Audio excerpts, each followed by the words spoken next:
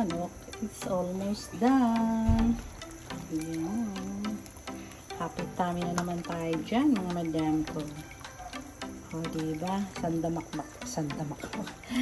Napakalaking kaldero na naman po yung ating sinampalukang manok.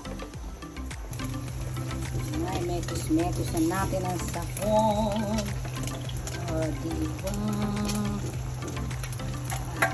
It's done ang ating pansit. Papatayin na natin yung bago siya ng pansit. Gusto ko medyo may konting sauce or sabaw. Diba, sisip-sipin din kasi yung later. Let's eat, happy tummy. Ayan, piliprito ko na yung aking ham. Ayun naman, ay gagawa tayo ng kinamyasan or sinaing na tulingan. Diba? Para maiba naman. Marami po kasi nagre-request niyan. Lalagyan ko siya ng hindi taba, kundi meron po siyang layered ng laman konti. Diba? Sosyalan po yung ating sinaing. So, see you later! Ayun na, na-reduce na yung sabaw. Ano ba masarap nito? May konting sabaw niya. Ayun, kasi pang titin na. Look at the texture. Wow, it's yum. Yum. Lagot na naman si patis tsaka sili nito. Pandanigin naman tayo. O, diba? 3 bar lang ang yung tindera. Walang magawa. Hey!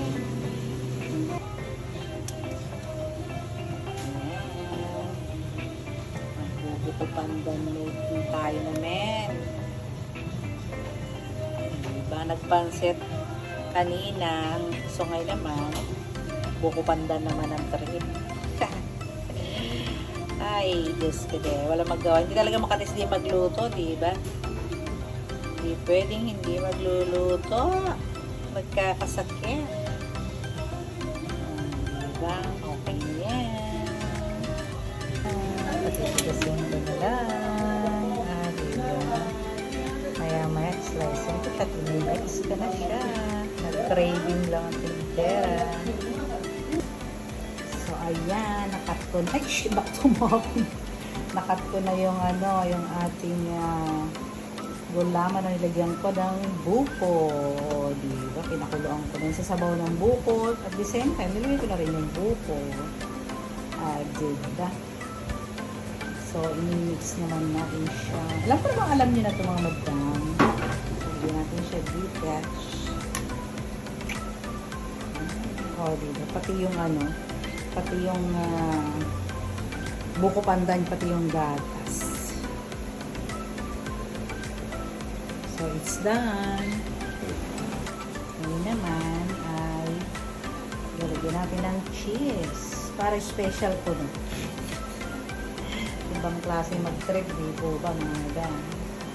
So, yan. Konti lang to. Sa amin lang 4 lang po kaming kakain. Diba? Nag-trip lang talaga ang inyong tiniger. Okay. Tapos, lagay na natin ang nasa cream.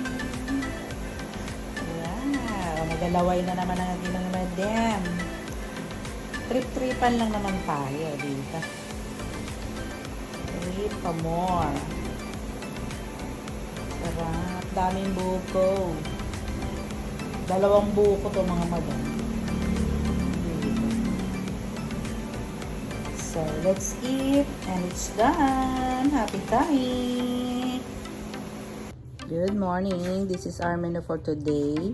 Gagawa po ako ng fried chicken. Korean fried chicken. Ayan. With sesame seed, garlic, butter, and others. At saka magigisa po tayo ng mais. And ang special menu natin for today ay ang sinaing na tulingan with kamyas. Ayan. So, una natin niluto. So, see you later.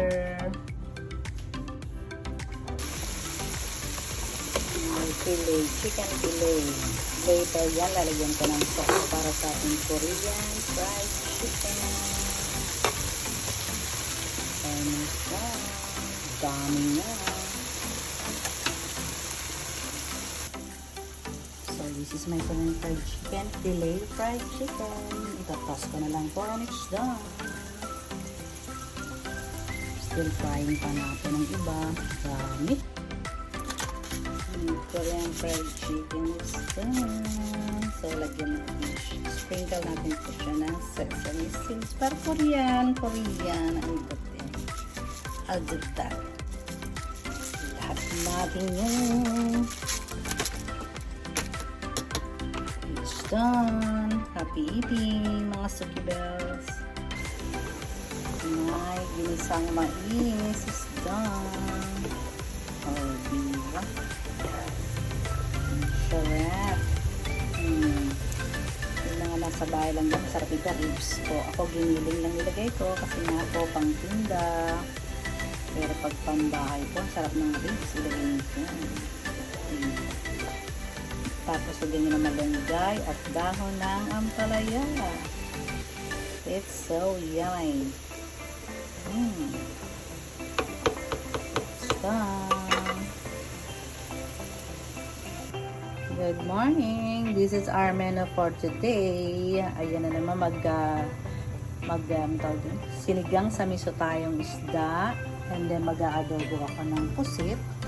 And mag-a-prepare tayo ng chicken.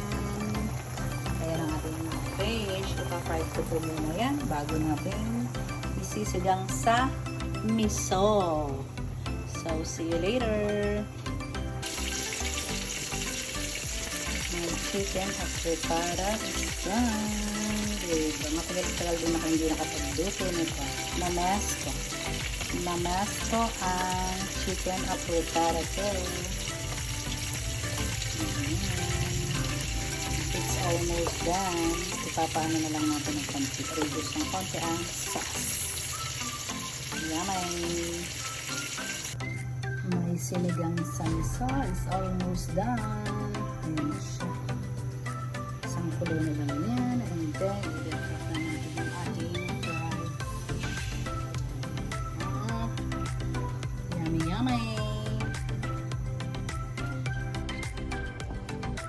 Yan po yung ating adobong pusit. Pusit! O, diba? Dahil luminit, pusit ang tawag. Pero ito po yung hindi kumukulo. Siya po yung malambot na pusit. Tagal kong hindi nakapagluto ni Dutch. Kiss siya, bitami.